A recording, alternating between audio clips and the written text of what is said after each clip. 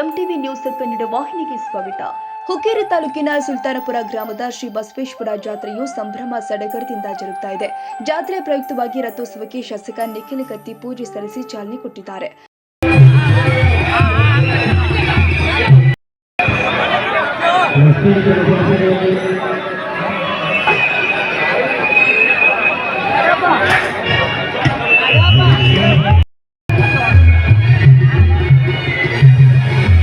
ಬಳಿಕ ಗ್ರಾಮದ ಹಿರಿಯರು, ಮುಖಂಡರು, ಗ್ರಾಮಸ್ಥರು ಶ್ರೀ ಬಸವೇಶ್ವರ ಮಹಾಸ್ವಾಮಿಯ ರಥೋತ್ಸವದಲ್ಲಿ ಭಾಗಿಯಾಗಿ ಶ್ರೀ ಬಸವೇಶ್ವರ ಮಹಾರಾಜ್ಗೆ ಜೈ ಎಂಬ ಘೋಷಣೆ ಕೂಗಿ ಜಾತ್ರೆಗೆ ಸಾಕ್ಷಿಯಾಗಿದ್ದಾರೆ.